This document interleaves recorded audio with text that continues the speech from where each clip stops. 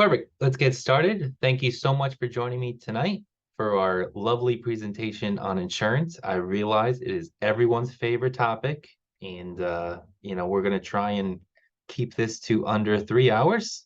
Just because I think at the 3 hour mark, everyone gets a little bit tired. Um, it's always a little frustrating to do jokes when there's no one to like give you any give back.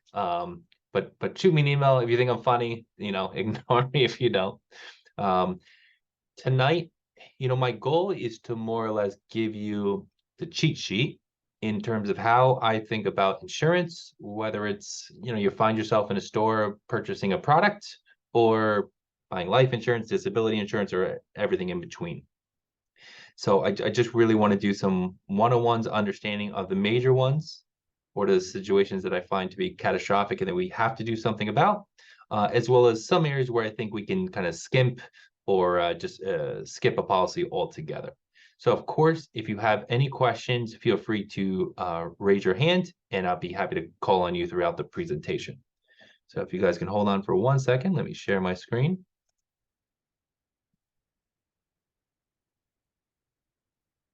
Wonderful. Okay. So like I mentioned, my goal tonight is to kind of give everyone an overview. You're not going to be an expert in any one type of policy from this conversation that we're going to have tonight.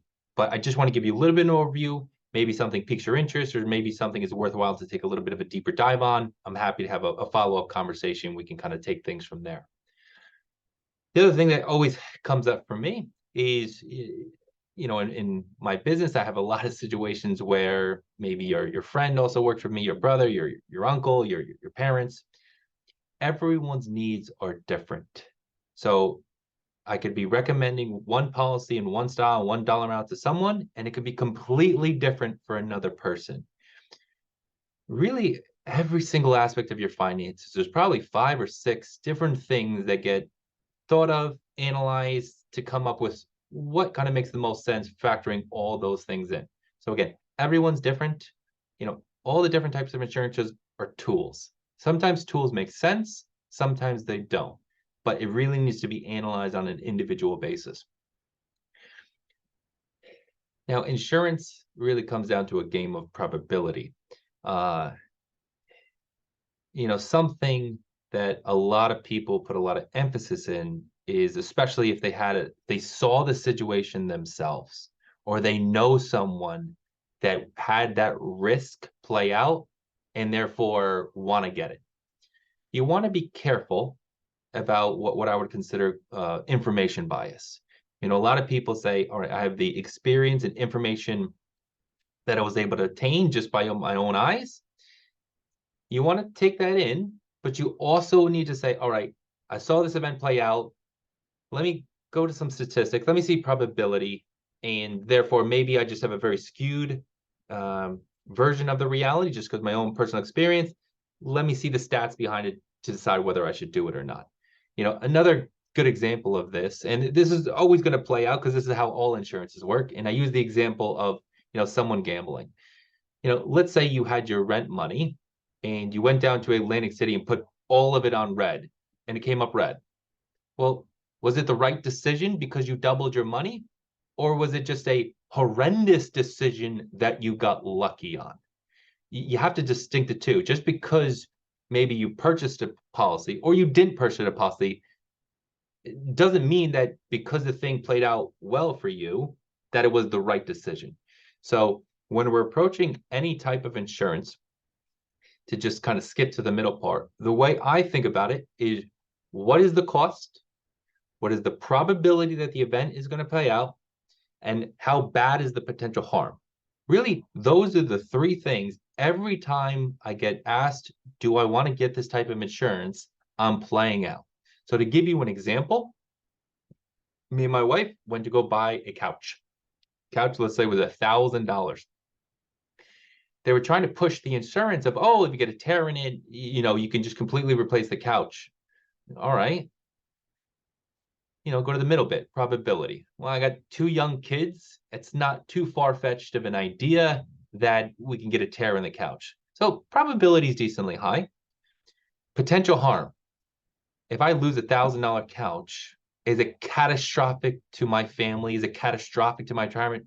No. So it's not really a catastrophic thing. Doesn't mean I'm just going to flat out say, no, I'm not going to get it. But all right, I have a situation where probability is decently high that maybe this couch gets ruined, or it's $1,000 couch. The insurance was $350. That's 35% of the purchase price of the couch for just the insurance. That's a very high percentage for most insurance policies.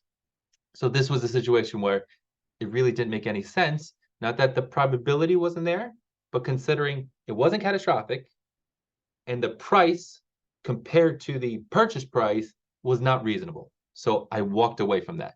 Now, let's have this exact same situation and the insurance was $100. All right, 10%, all right, maybe that cost, it might be a reasonable risk return profile to kind of purchase it. But especially with your major insurances and where probability becomes less of a factor and cost becomes less of a factor are the situations that are catastrophic to you and your family. You know, if I pass away or I become disabled, that is a game over type reality. As a financial planner, one of the things I'm trying to do right off the bat is to take the game over situations off the table. So if I'm managing your investment, I'm not going to put 100% of your money in Google, not because I don't think Google's a fantastic company, but there's now I put a risk of game over could be on the table if something crazy happens to Google, like an Enron type situation where they end up going bankrupt kind of overnight. So in your finances and your taxes and your insurances, we always want to try and take game over off the table. So again, those are the catastrophic things, like such as life insurance, long-term disability insurance, health insurance, where if the event plays out, sometimes there's no coming back from it. And those are the situations where even if the probability is low and the cost is high, we probably still have to address it. So again, at this point, I'm just going to go over some basic policies, and I'll give you my thoughts on whether I think they're a worthwhile thing or not. So an umbrella policy. So an umbrella policy, think of it like an umbrella where all your other insurances, so I'll take myself, for example, I have a business where I have business insurance if, God forbid, something happens on that front. I have a rental property. I have homeowners insurance on that rental property. I have my primary residence. I have my car insurance. Now, all of those have limits within those if a claim comes against me. You can purchase an overarching umbrella policy that all those little policies are within it. And let's say something really big happens where someone's suing you for substantial money.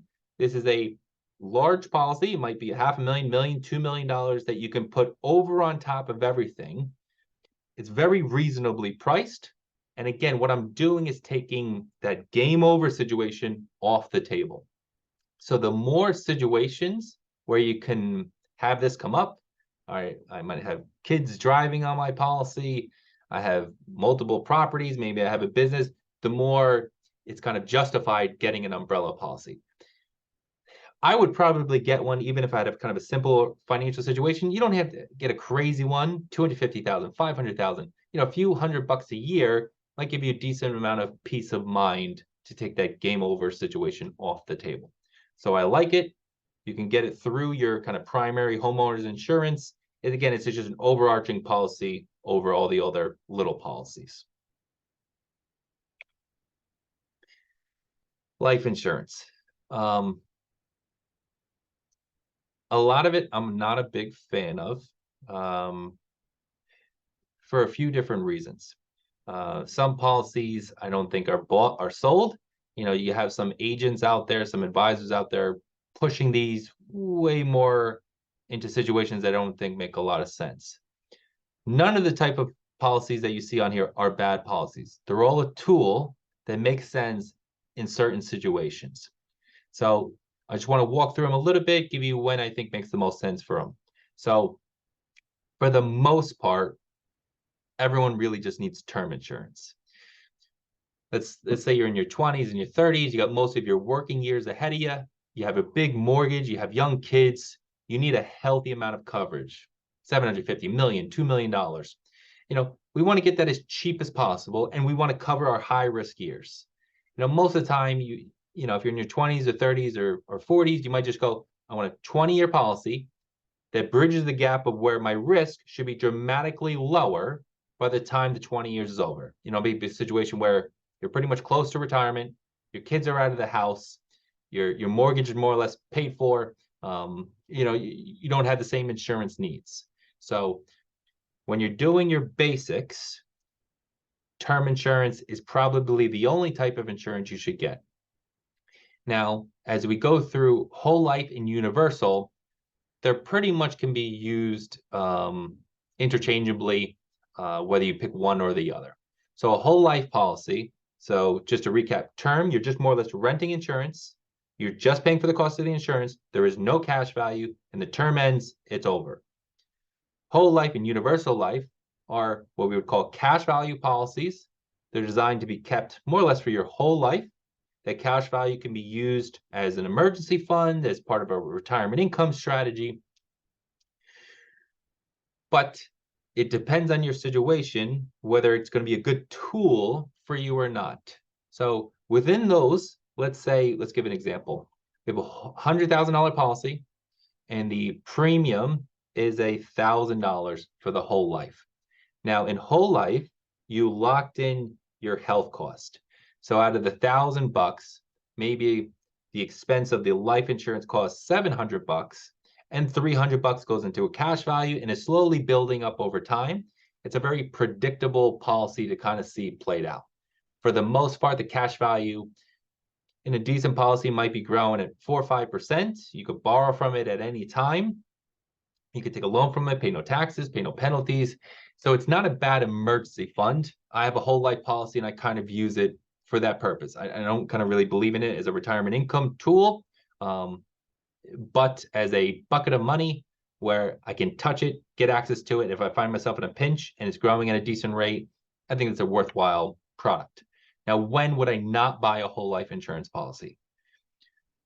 To put a broad brush with it, 40 years and older, no. The cost of insurance is too high. And to get that cash value building up at a good pace and give you a good rate of return, it's going to take half of your life. So really 40 years and older, I no longer look at whole life. Now we're in our 20s and our 30s.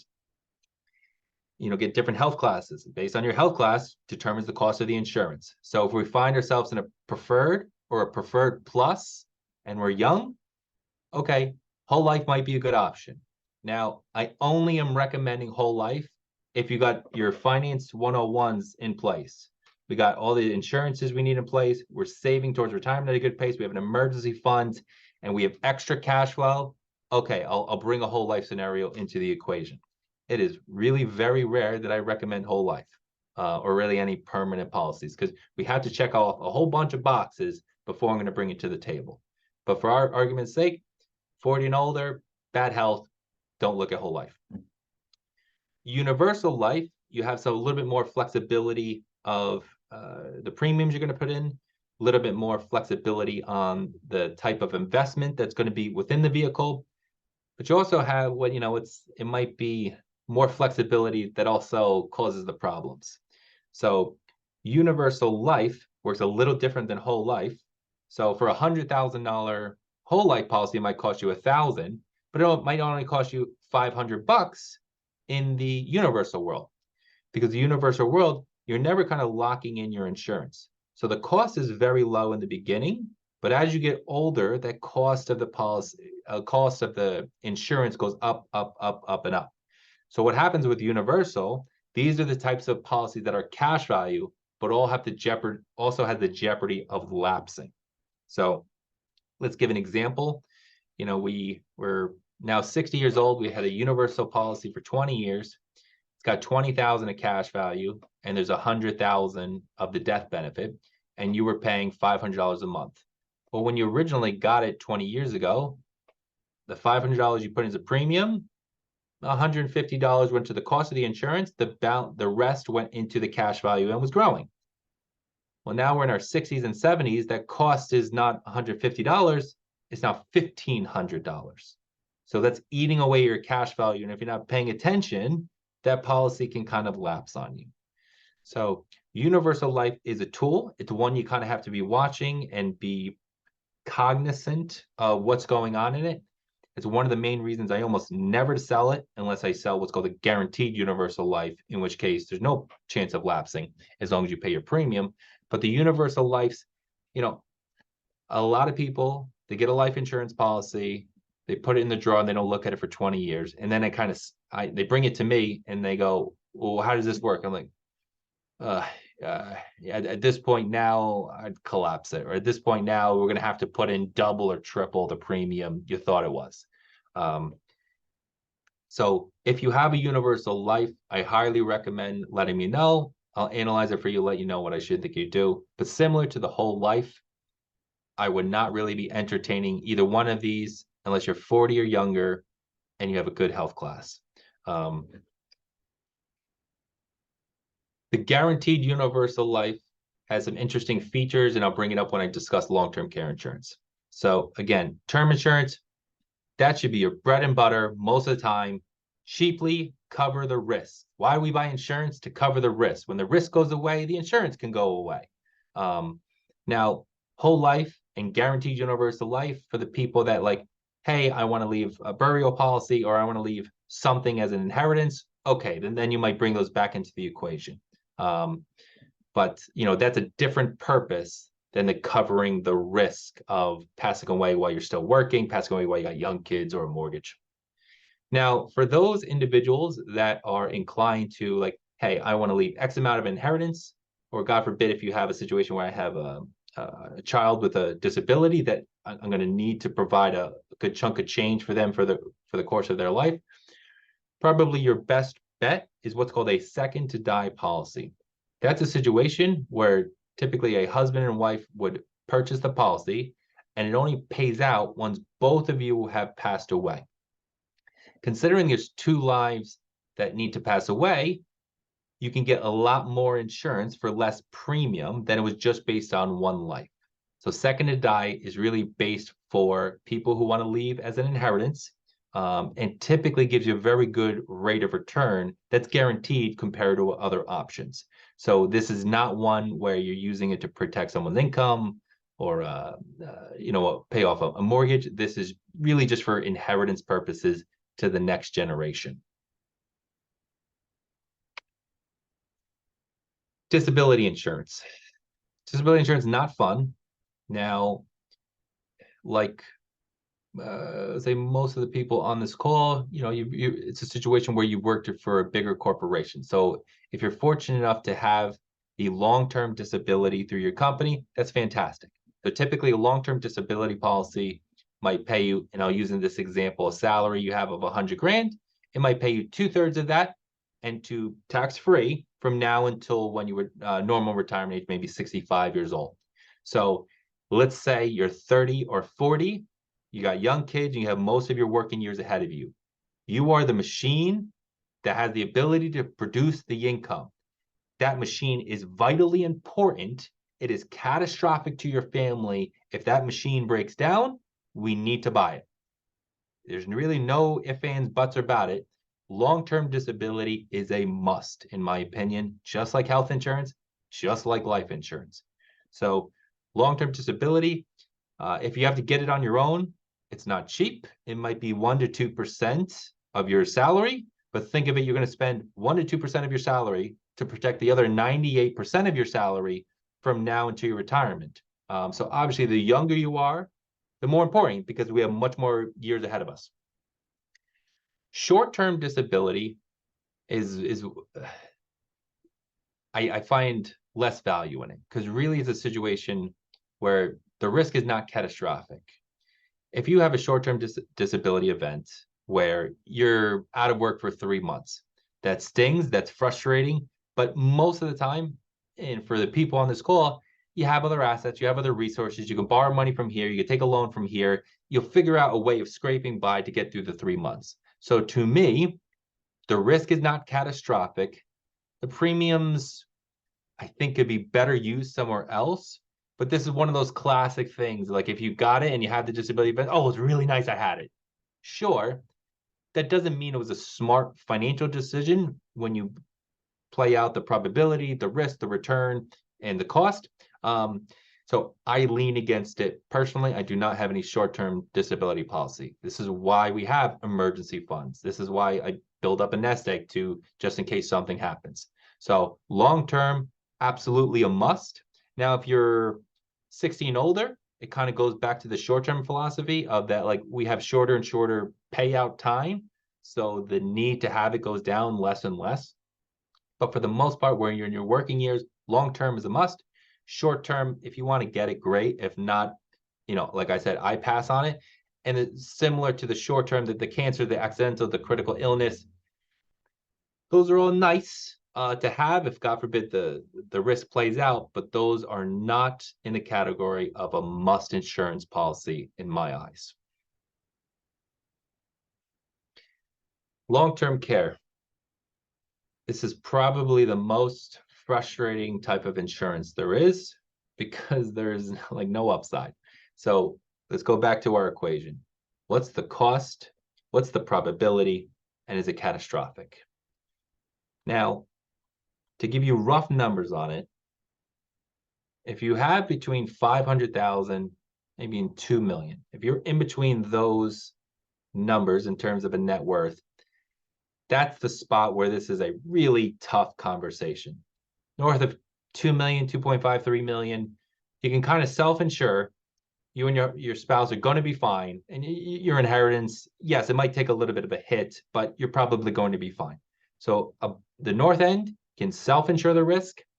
Typically, if you have assets and you're approaching retirement at 500,000 or less, it's a situation where the cost is high, and you'll probably end up going on Medicaid anyway. So I probably lean against it. But it's that 500,000 to 2 million range where, yes, the cost is high for this insurance. Yes, the probability is high.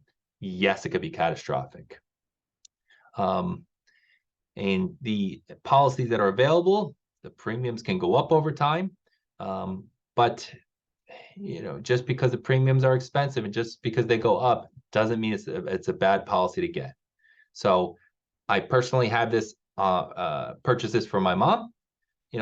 I might find myself in a situation where I could be financially responsible for her. So I have to take catastrophe off the table for me. So I did purchase a long-term care policy, but it was not a full, huge bells and whistles going to cover 100% of it. Nope, that wasn't the design. I know we got some assets to work with. We have a little bit of a pension, some Social Security, and I don't mind coming out of pocket a little bit. But I needed to take catastrophe off the table, a situation where it might cost me $600,000, $700,000, $800,000. I can't have that, so I bought a smaller long-term care policy. In today's world, there's a whole bunch of life insurance policies that have long-term care riders. So, for example, I purchased what's called, I brought it up earlier today, a guaranteed universal life. This particular one, it's on my wife. If she has a long-term care event or becomes disabled, I can utilize the death benefit. If we don't need it for long-term care or disability, I can use it as a retirement income pay. If we don't end up needing it as a retirement income play, I can use it as life insurance. It's a little bit of a Swiss Army knife. Some of these are pretty worthwhile. It's kind of rare for me, who hates insurance, to purchase something like that, but that checked off a lot of boxes. So I can use it, and it's a situation where I'm never going to lose it. It's either for disability, long-term care, retirement income, or a death benefit. So I know whatever I put into it, I will get back. Some of these are worthwhile. Again, it comes into the situation. What's your age? What's your health like? If you're north of 65, it probably not getting you the bang for the buck. If you're in your 50s, early 60s, it might be something to look at. If you're in your 30s or 40s and you have good cash flow, it also might be something to look at. But typically, once you get to retirement, it's a little late to put these types of things in place. Now, if you find yourself where you didn't get long-term care insurance, you don't have any life insurance that has a long-term care rider built into it, and I apologize, I didn't go over just the very basics of it. You can buy a permanent life insurance policy, let's say a $300,000 policy, and you're paying your premium, and if during the course of your retirement you have a long-term care event, you can start touching the death benefit and utilizing it for your long-term care purposes tax-free. So that's just I just wanted to define what the life insurance with the long-term care riders was. So let's say we don't have long-term care insurance and we don't have life insurance with a long-term care rider. That's a situation where we still have to address the risk. The risk is still catastrophic. We don't have insurance to provide protection. We want to protect the spouse. Maybe we want to protect some money for the next generation. That's when we can speak with an elder care attorney, maybe put some trust into place to kind of protect assets. Now, if you're going to go that route, Medicaid is a 5-year look back. So if we're trying to protect for long-term care purposes, normally it's in your early 70s that you want to start having those conversations. Now, not all types of assets are great to be put in trust. There's a lot of situations where, we don't have the insurances. We have a conversation with the long-term care specialist, or I'm sorry, an elder care specialist, and it just doesn't make sense for you. If you have a lot of money in pre-tax retirement accounts, such as IRAs or 401ks, you can't really utilize these trusts. If you have rental properties and they're kicking out a lot of income, these are kind of tough because the rental income typically has to pass on to the lifetime beneficiaries, which might be your children, which complicates things. At its core, the goal is to make an educated decision. So we have to address the long-term care risk. Maybe long-term care insurance makes sense. Maybe a life insurance hybrid makes sense. Maybe a elder care attorney makes sense. If not, at least we've done our homework. We did our options, and we'll see what life plays out for us. But it's certainly something you have to address. Now, just some final tips here. Like I said, where to skimp. And this is my own personal belief. I'm very cost conscious of things that are not catastrophic. So I'm the guy that never buys vacation insurance, never buys insurance on furniture. I typically do the extended warranty of the car. Maybe that's a little bit more emotional than anything else, just because it's a somewhat big loss if God forbid something plays out. But I would even argue maybe that doesn't even make sense. But again, that's a good first step to thinking if it's something I can skip. Is if it's not catastrophic and you don't think the cost is really cheap compared to the scenario like I gave before, where purchase $1,000 couch, the cost of insurance is 35% or $350. It's not a good enough deal for me to protect something that's not catastrophic to me. So those are the things that I would try to skimp. Like I said, the short-term disability, the cancer policies, the critical illness, those are all nice to have, God forbid the event plays out. But in terms of a worthwhile return on your investment, everything goes back to, we have a finite amount of money. We have to fund retirement. We might have to fund college. We have to fund the other, absolute insurances. Sometimes you don't have a lot of extra. So we certainly want to be smart with every dollar that comes in. Work policies. So a lot of people have maybe 5, 6, 7 times their salary at work, and that's the only life insurance that they have. So that might be a solid number, $1 million, $1.5 million, and so be it. But you're probably going to find yourself in between jobs at some point. So that being the only policy you have is probably not a good decision. So if you're just doing term, and let's say you need $1.5 million, all right, I might get $1 million policy on my own that no matter where I am, I know I have it because I own it. And then I'll get 3, 4 times my salary at work. And this way, if I find myself in between, you're not bone dry till you get your next job. And the last thing I always like to bring up, and going back to every dollar is important, everyone always wants to go through their finance 101s. So we say, I gave you the example before, should I get whole life insurance? Well, what are the finance 101s? First, cover your risks, frankly, as cheaply as possible. That doesn't mean a bad policy. That just means as cost effectively as possible. So the catastrophic ones, your health insurance, your life insurance, your disability insurance, and depending on your age, maybe a long-term care ones. Those are your catastrophic ones. We have to address those things no matter what. Those are the first thing you do. After you cover your catastrophe, then we worry about emergency. We want X amount in the bank, 4, 5, 6 months of your fixed expenses sitting in cash, just for the what ifs that happen in life. Then we focus on retirement. We want to be putting a healthy amount away. We want to make sure, based on the amount we have put away and our savings rate, the nest egg we're going to have is going to be able to provide the lifestyle we want. That's your 101s. All right. I'm saving 10% of my 401k. I have my emergency fund. I got my insurances, and I still have free cash flow. Okay. Then we can start looking at all those little extra policies. Maybe I want the short-term disability. Maybe I want to get a whole life policy. So be it, because we've addressed all the other major things and we still have some cash flow that we want to put to work. That's typically how I approach insurance. So again, the finance 101s, and then every time you have any insurance come your way, what is the probability? What is the cost? And is it catastrophic? Those are the 3 things you should be analyzing, whether you pull the trigger on, any type of insurance that comes your way. That was my presentation. I hope everyone found it useful. And again, you can, at the bottom of the Zoom screen, you can raise your hand if you have any questions. So I'll pause here to see if there's any questions.